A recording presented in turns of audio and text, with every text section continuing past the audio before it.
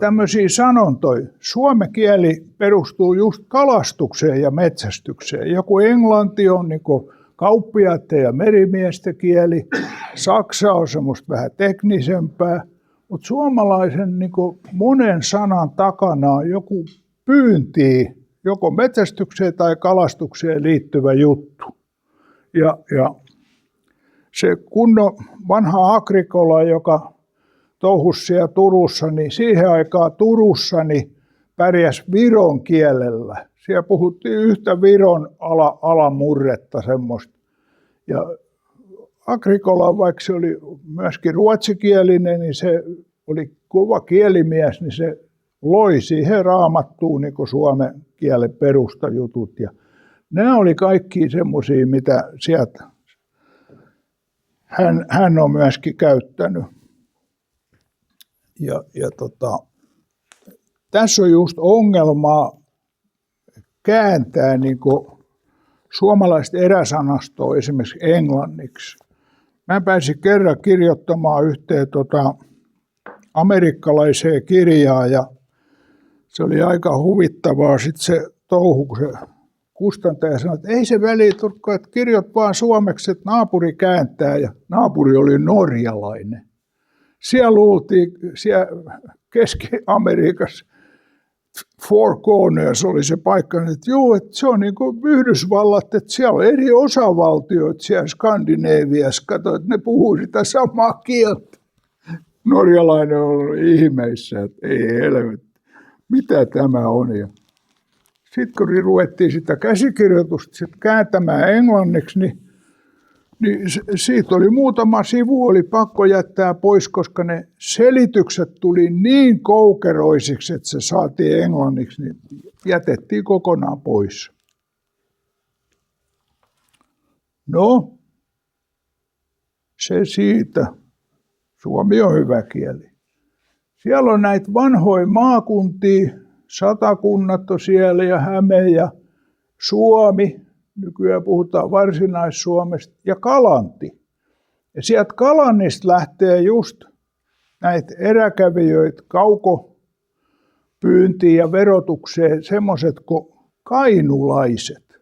Kainu tarkoittaa semmoista matalaa rantaa.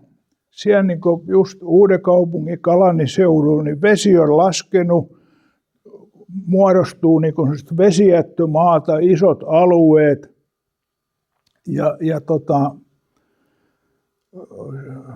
Kainu oli se paikka ja sitten nämä kainulaiset lähtee sieltä verottamaan lappalaisia ja se oli semmoinen asejärjestö, ne ei suinkaan mennyt pyytelemään mitään, vaan siinä mentiin ja otettiin ja kainulaisten jälkeen lähtee sitten täältä Pirkkala suunnasta pirkkalaiset, jotka menee sitten vielä pohjoisemmaksi ja sitten vielä sinne Ruotsin länsipohjaa. Se oli tämmöistä vähän tätä eräkäynnin niin sotaisempaa puolta. Että satakuntalaisilla ja hämäläisillä oli myöskin sitten tätä viljelyhommaa.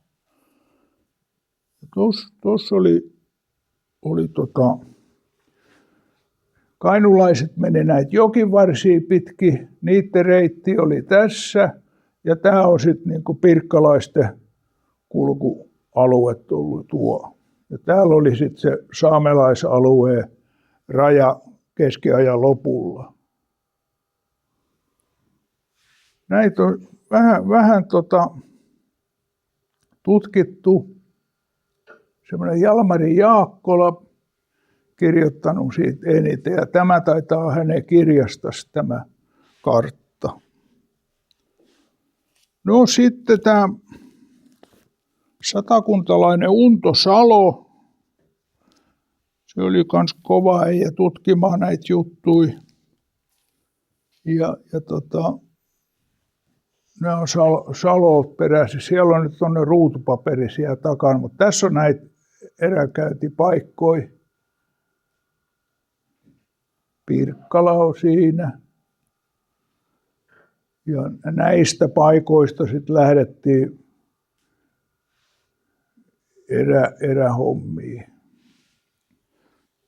Joskus joku kysyy, mitä se erä sitten oikein tarkoittaa, niin se on niin yksinkertainen juttu, että se on niin kuin erillään oleva. Virolainen sanoo, että Jaak, mene erä, ota Kalle kaasa. Jaakko, mene pois, ota Kalle mukaan. Mene erä, mene pois. Se on siellä jossain muualla. Ja sitten jos lehmä kuolee, kun se saa vasikan, niin sanottiin, että meni emät ja erät. Sen ymmärtää kyllä sitten helpommin. Meni emät ja erät. No siellä on näiden satakuntalaisten ja pirkkalaisten eräalueita.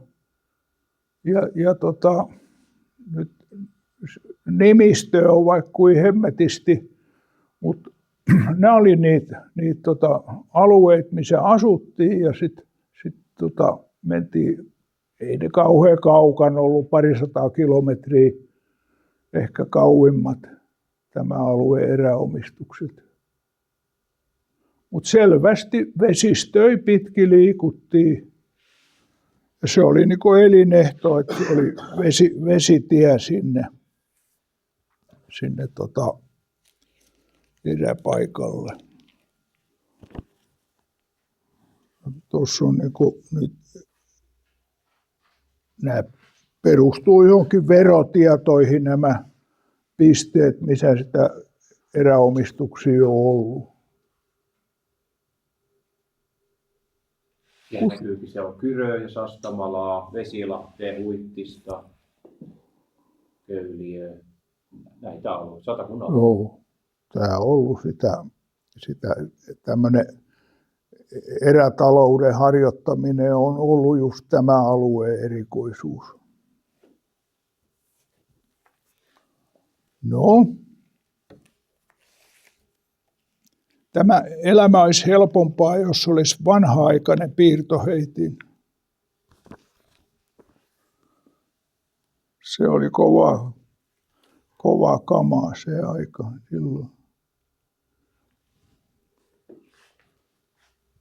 Sitten niitä käsitteitä, mitä siellä oli, niin tuossa Keski-Suomessa tämmöinen Punkaharjulla tämmöinen Putikka-niminen paikka, se tulee siitä just, että se ansapolku venäjäksi putik, siitä on sitten tullut tämmöinen putikka-sana. Ja siinä on ollut erilaisia käsitteitä siitä omistuksesta.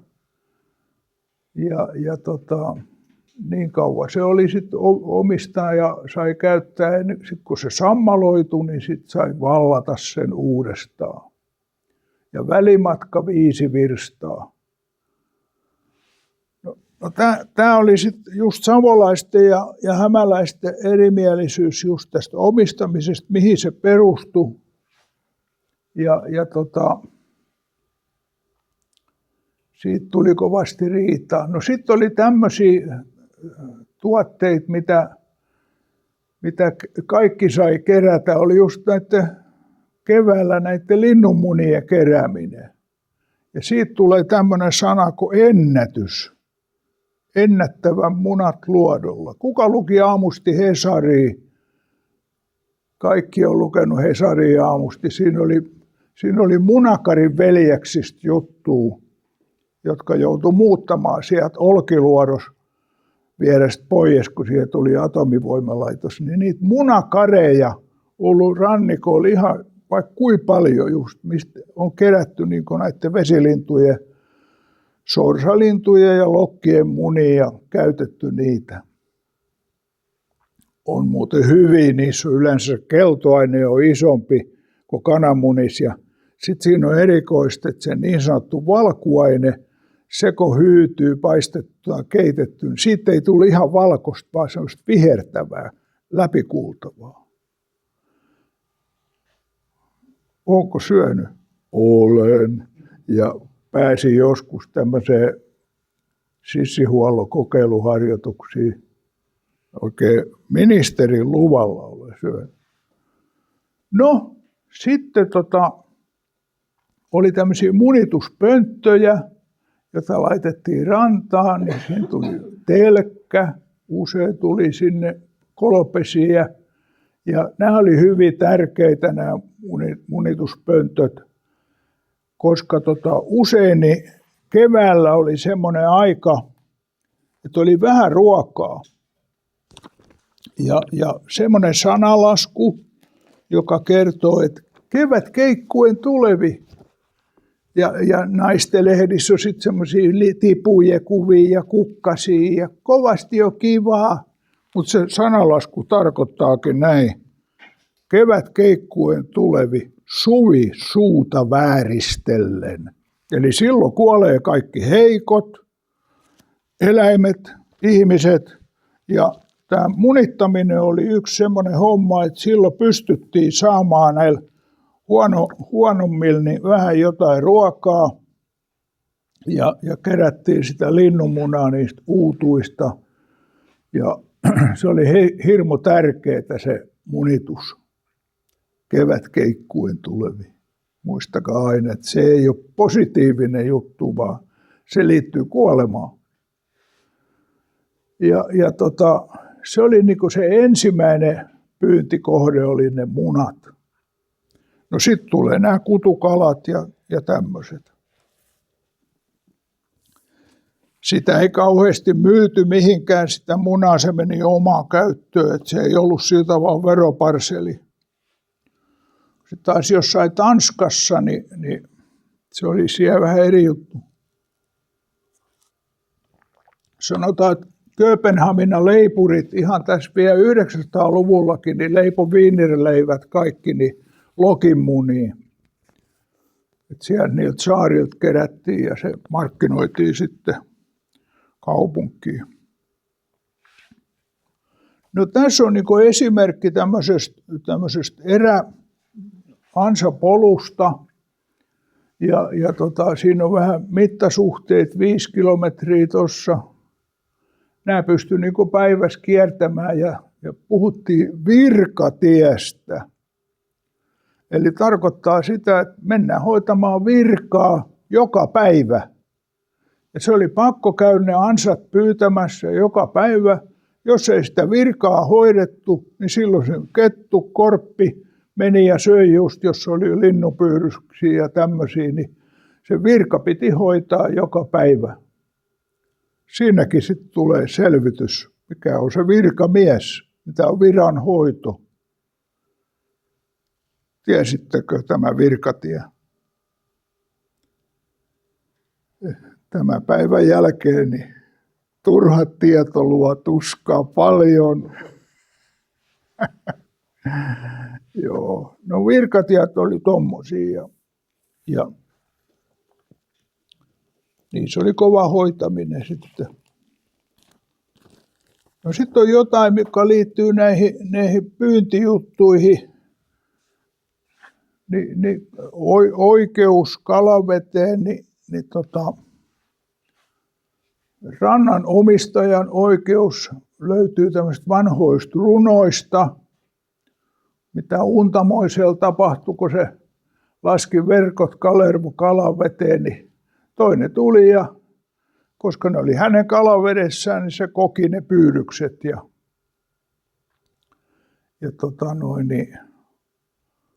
luvattomasti pyydetty saalis kuului vedenomistajalle.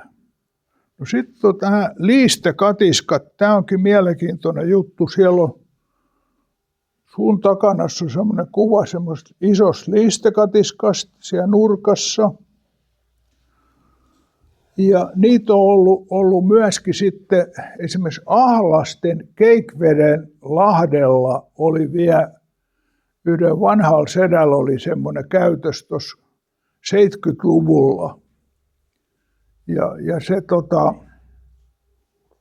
se on ollut sikäli hieno pyydys, semmoinen automaattipyydys. Ja siihenkin liittyy sanalasku, että lintu vanhaa vihiä, kala uutta katiskaa. Eli nyt kun oli linnunloukkuja, niin ne mustattiin sillä tavalla, ettei siinä näkynyt semmoista uutta just veistettyä valkoista puuta. Lintu ei pelännyt sitä. Mutta sitten taas kala meni mieluummin semmoiseen puukatiskaan, joka oli just revitty ne liisteet, niin se meni mielellään semmoiseen sisään, kun se oli semmoinen vaalea. Ja nuo isot katiskat, ne on aika mielenkiintoisia. Ne on osoittanut just sitä rannan omistusta.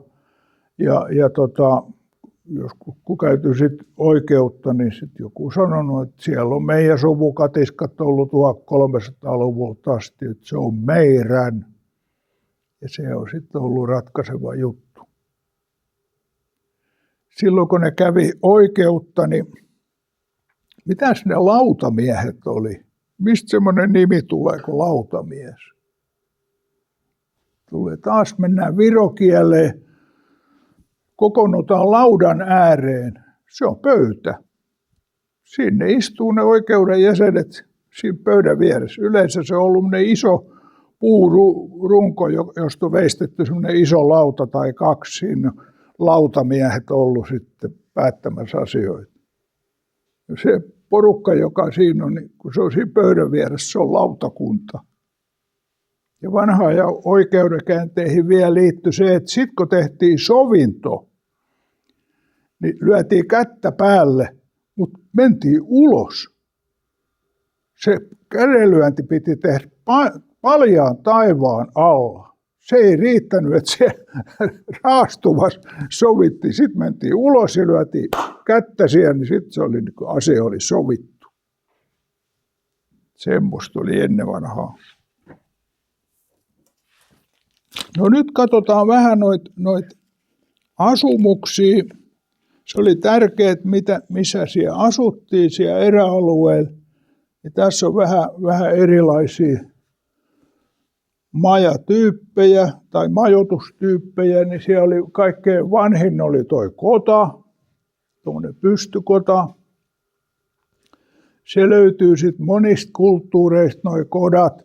Ja intiaaneillahan se tiipii, se on semmoinen turbo. Se on niin kuin sit viimeiseen asti viritetty se tiipii. Mutta tämmöinen pystykota Suomessa hyvin yleinen ollut. Se ensimmäinen tämmöinen asunto. No, sitten on tämmöinen maja. Tämä tarkoittaa keskiliesimaja, missä on katto auki, ainakin osittain. Ja se lämpee siitä reiästä, tai savu nousee siitä reiästä siitä katon läpi. Ja sitten seuraava on sitten jo tämmöinen savupirtti, missä on tämmöinen kiuas lämmitys. Ja sitten on tämä tupa, jossa on jo tämmöinen muurattu uuni. Ja siellä sitten savu poistuu räppänästä. Tässäkään ei ole vielä hormia. Mutta tämä on niinku se alkujuttu. Näitä sanoja kansantieteessä sit käytetään tällä tavalla, mutta yleensä puhekielessä nämä menee kaikki sekaisin, pirtit ja tuvat ja kaikki. Mutta. No sitten meillä on tässä Nakkilassa ihan lähellä, niin Riaskaromäeltä löytyi se ensimmäinen talo. Ja se tulee siitä, tässä on Talas